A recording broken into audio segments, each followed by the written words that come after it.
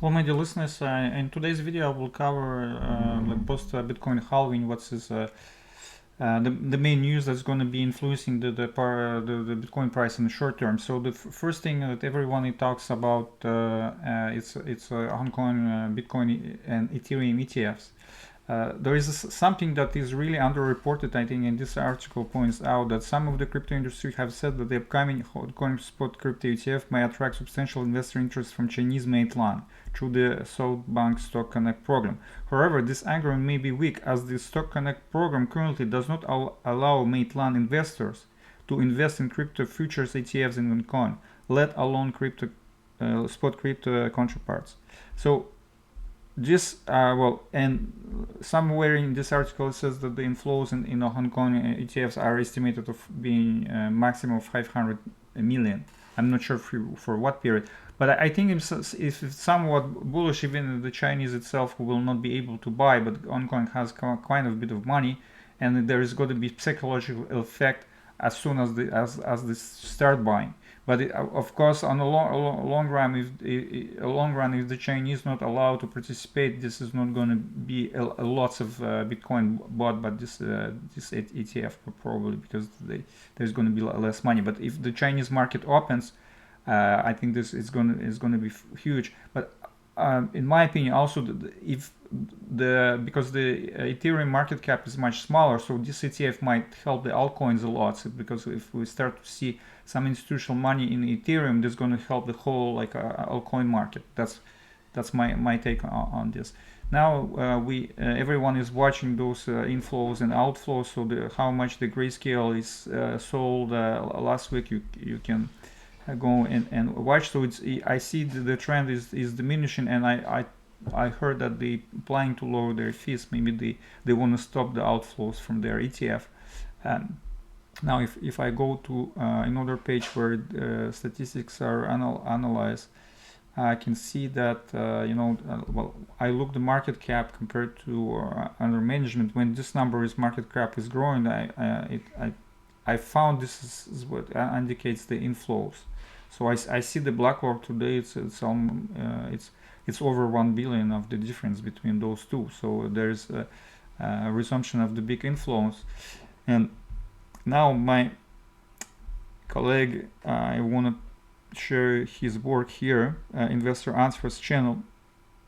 He talks about this video. I always encourage you to listen it completely, and it's left in the description under my video.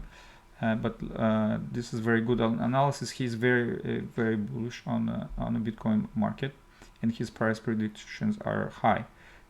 But still his opinion is like he does very profound research, and he brings the good arguments to support his opinion. That's what I like. Level of knowledge of currency debasement wasn't there 5 years ago, 10 years ago, and that's part of why Bitcoin was created. But Argentina, you can see here, Bitcoin purchases have reached their highest level in 20 months. They are stacking Bitcoin because they know their fiat is debasing by 270% a year.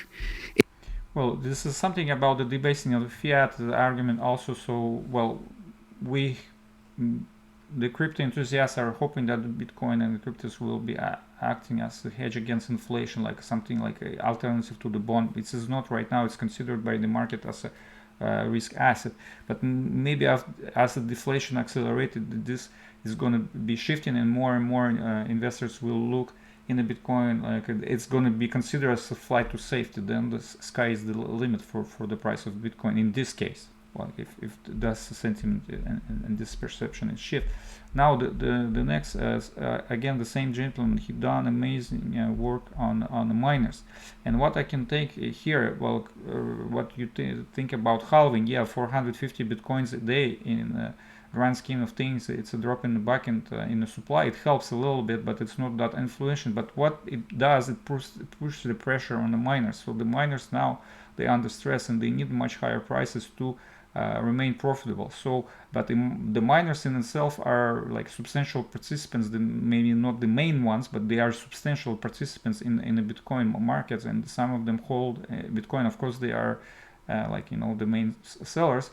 but they need much higher prices. And if let's take a listen what on the price of electricity for the S19J, which used to be a state-of-the-art rig. You need Bitcoin price to be high in order to make it worthwhile to mine with this asset.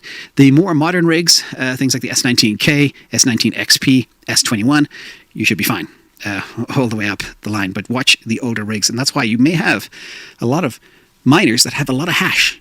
But when they're running old rigs and they're paying something like, I don't know, 6 cents, 8 cents in electricity, they simply can't do it. And that's probably some of the disruption we're seeing right now with things like Marathon and why.